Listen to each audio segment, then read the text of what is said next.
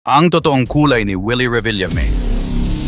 Alam mo ba na may isang show sa TV na sobrang saya panoorin, yung tipong mapapangiti ka habang may namimigay ng jacket, payong at pera sa mga taong nangangailangan, pero sa likod ng camera may isang rule na sobrang kakaiba. Bawal mong titigan ang host? Oo, hindi to joke. At ang tinutukoy dito ay walang iba kundi si Willie Revillame. Bago ka mag-react, isipin mo muna kung gaano kalaki ang image niya sa mga Pilipino. Isa siyang simbolo ng saya, tulong at pag-asa. Yung tipong kahit nasa bahay ka lang, ramdam mo yung energy ng show niya. Pero eto na nga, may isang kwento na lumabas mula sa isang dating intern na nagbigay ng ibang perspective, at dito na nagsimulang magtanong ang maraming tao kung ano ba talaga ang nangyayari sa likod ng camera. Bawal mong titigan siya. Ayon sa intern na ito, first day pa lang niya sa studio, may bilin agad sa kanila. Huwag mong titignan si Willie. Hindi ito yung simpleng maging respectful o iwas istorbo, kundi literal na iwas tingin kapag makakasalubong mo siya. Isipin mo, naglalakad ka sa hallway, biglang makakasalubong mo ang pinakasikat na host sa bansa.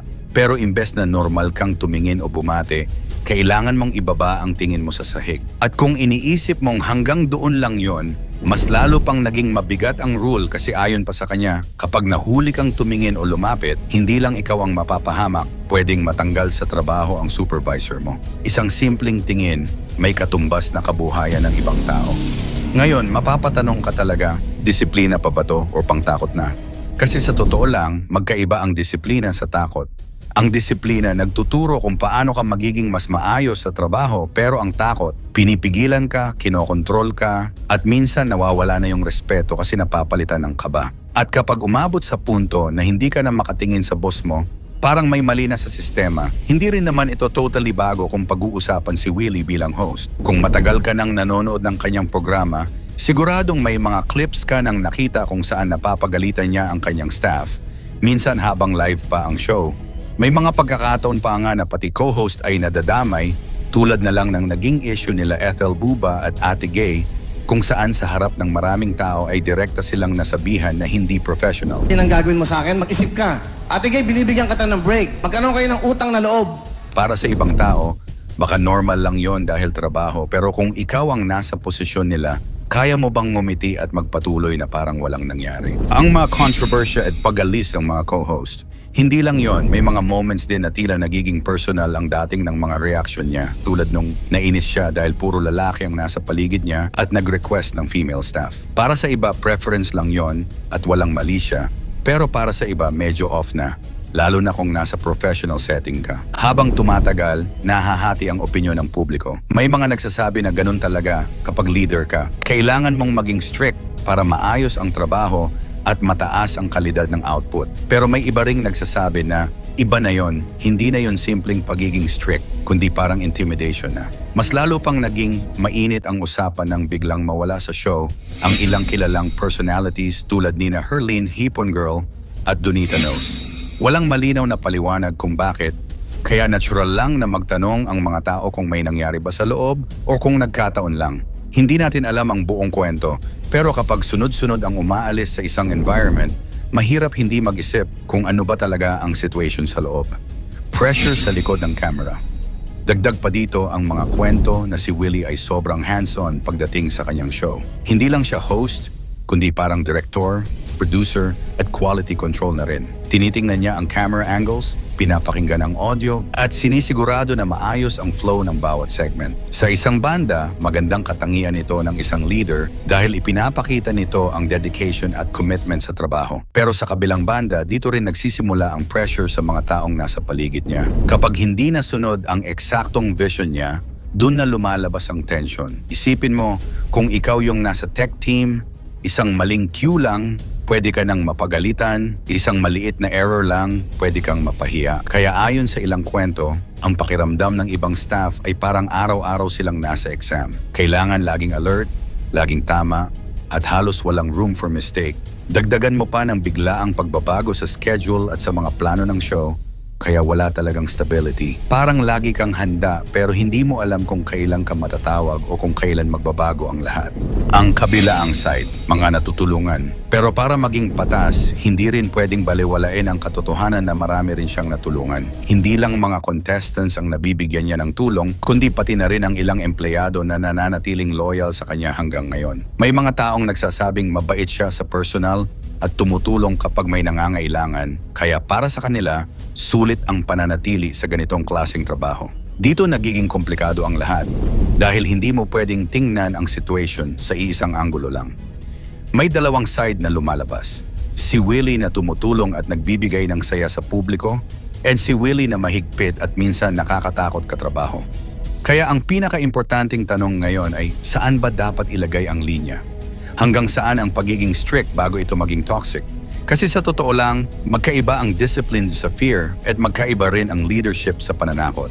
Sa isang industriya na dapat ay nagbibigay saya at inspiration, nakakalungkot isipin na may mga tao sa likod ng camera na kailangang mag-ingat sa bawat galaw nila para lang maiwasan ang galit o mapanatili ang trabaho. Habang ang mga manonood ay natutuwa sa mga papremyo at entertainment, may ibang tao na tahimik na nag-a-adjust at nagdadala ng pressure na hindi nakikita sa screen. Pero dito pumapasok ang mas malalim na tanong. Worth it ba ang isang perpektong output kung may mga taong nahihirapan sa proseso? Kasi hindi lang naman resulta ang mahalaga, kundi pati na rin kung paano ito nakuha. Kaya ikaw bilang manonood, ano ang mas mahalaga sa'yo?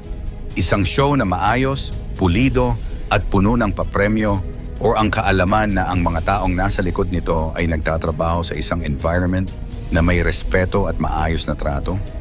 At kung ikaw ang nasa posisyon ng mga staff na nakakaranas ng ganitong klaseng sistema, ano ang pipiliin mo?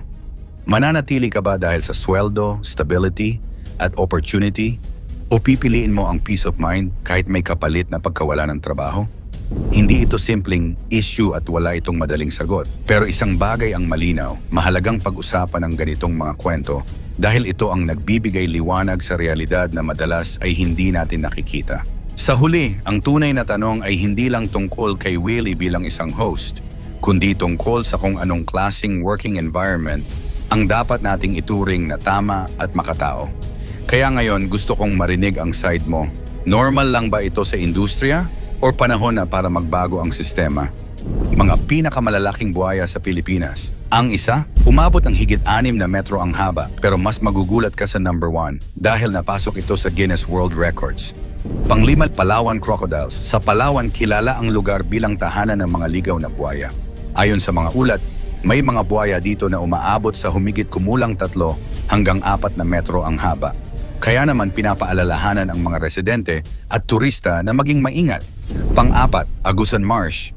Sa Agusan Marsh sa Mindanao, isa ito sa pinakamalawak na wetland sa Pilipinas at kilala bilang natural na tirahan ng malalaking saltwater crocodile. Ang mga buhaya dito ay tinatayang lampas 4 na metro ang haba. Dito rin nahuli ang sikat na si Lolong na nagpapakita kung gaano kalalaki ang mga buhaya ang nakatira dito. Pangatlo, Mindoro Crocodiles. Sa Mindoro, isa sa mga lugar na may natitirang Philippine crocodile, isang uri ng buhaya na itinuturing ng critically endangered. May malalaking saltwater crocodile din sa ilang ilog at liblib na lugar sa isla na tinatayang umaabot sa 4 hanggang 5 metro ang haba. Pangalawa, ang buhayang si Putol. Isa sa mga pinakakilalang higanting buhaya sa Pilipinas ay si Putol mula sa Davao Region, na kinilala dahil sa pambihirang laki nito.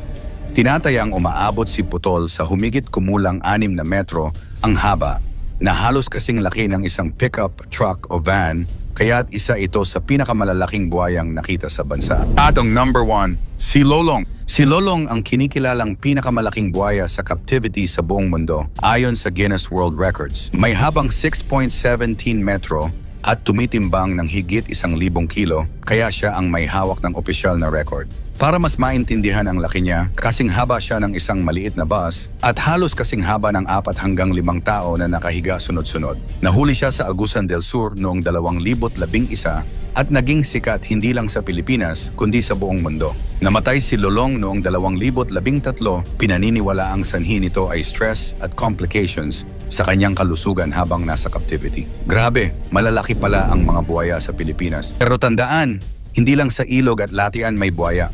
Minsan, nasa paligid lang natin. Pero ibang klase na yon. Aling buhaya ang pinakakinatakutan mo, ikomento mo sa ibaba.